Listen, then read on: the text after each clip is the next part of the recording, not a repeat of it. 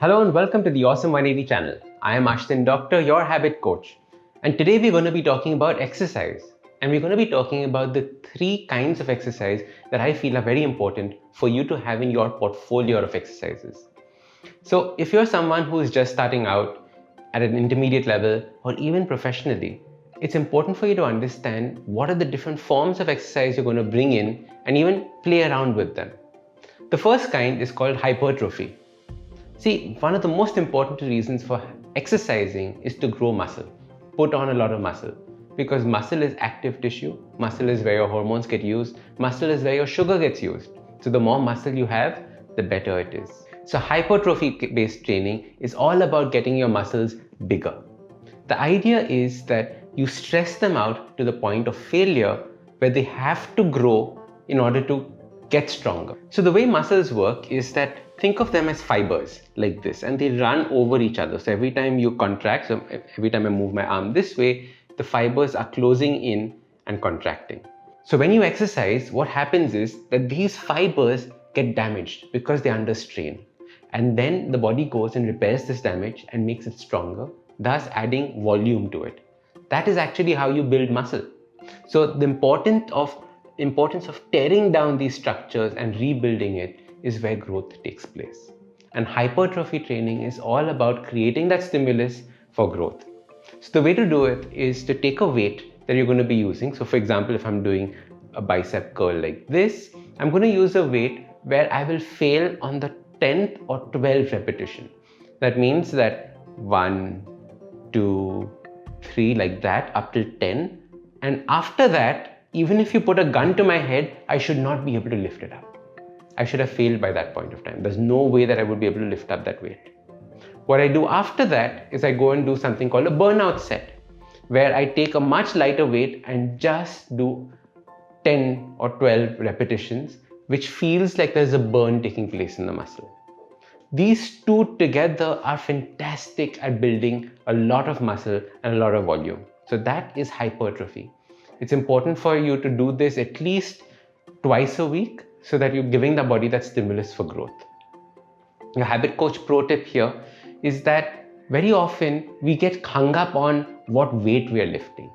And the body doesn't understand what weight we're lifting. You can make a light weight feel heavy by doing it really slowly. That light weight feels like crazy. Or you can make a heavy weight feel light by cheating, by using your whole body to make a movement. And you must see people in the gym doing this or straining or moving their whole body around. That's often because they don't or they can't handle the weight that they're lifting. So some of my favorite hypertrophy combinations are doing a bench press, followed by going and doing push-ups on the floor. So that's the push-ups become the burnout set. So you can do them on your knees, make them easier for you. Another thing is if you're doing squats for your legs, then you can do a bunch of quick air squats or jump squats, or you can sit on the wall and do a wall sit. So that is again getting that blood pumping through the muscle to create that hypertrophy. Density training is the second kind of exercise that I would recommend. Density training is all about getting a lot of reps with a lot of sets in. That means increasing the workload that you're putting in. What I mean by this is imagine setting a timer for 10 minutes. Every minute you do 10 push-ups. What happens is that at the end of 10 minutes, you've done 100 push-ups. That's what I mean by density training. Now, if you can't do 10 push-ups, obviously that's not the exercise for you. Start off with, for example, doing 10 kettlebell swings or 10 squats. Do a lot of repetitions within 10 minutes. If you're more advanced, you can add 2 exercises to the mix.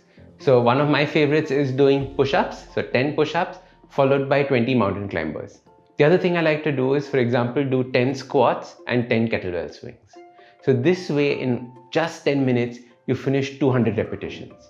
So what your body is learning is its ability to move and actually move against resistance for an extended period of time. If this gets easy, take a break and do another 10-minute set or something else. So in 20 minutes, your entire workout is done. I do these especially when I'm getting late for a meeting or I don't have enough time. The last form of exercise is called HIIT, or high intensity interval training. This is the exact opposite of what we see people on treadmills doing, right? Standing in one place and going at the same speed. High intensity means you give it your all. Push, push, push, push, push, push, push for a short period of time, 20 seconds. That's it. And then you spend 40 seconds recovering from that effort that you put in for those 20 seconds. So what this does is actually very interesting. It increases your heart rate and then teaches your body how to lower the heart rate as well. What often happens when we're doing a steady state cardio, which is people on the treadmill or people jogging at a steady speed, is that your body doesn't realize how to bring its heart rate down quickly. And as a result, many people, sometimes you've heard of people saying that, oh, that person had a heart attack on the treadmill. Often that takes place because of steady state cardio, because that person's heart rate was elevated for too long. I'll give you 3 examples of high intensity interval workouts. So one is a Tabata style workout, which I have a video on my YouTube channel that you should check out. Another way of doing it is 20 seconds of full out sprinting, as running as fast as you can, followed by 40 seconds of just walking around, lounging, catching your breath. Do that for 10 minutes. It's a killer. The other thing I like to do is sets of jump squats followed by jumping jacks. So jump squats for 20 seconds, then rest for 40 seconds, then do jumping jacks for 20 seconds, rest for 40 seconds. So your habit for the week is to exercise at least 4 times this week. Each time, I want you to try a different kind of training.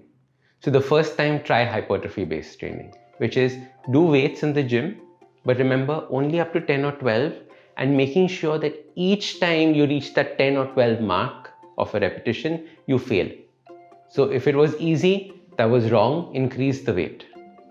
The second kind is density training. That means 10 minutes of lots of repetitions. The third is high intensity interval training, for example, a Tabata style workout or the sprints that I was talking about. So incorporate this into your week, and I want you to see how you feel at the end of the week. Just 4 times a week. If you found this video helpful, remember to share it with your exercise buddies or your friends who are interested in exercise. Don't forget to hit subscribe and press that little bell icon next to it so you know when the next videos come out. I'm Ashton Doctor, your habit coach, and remember, awesome lives start with awesome habits.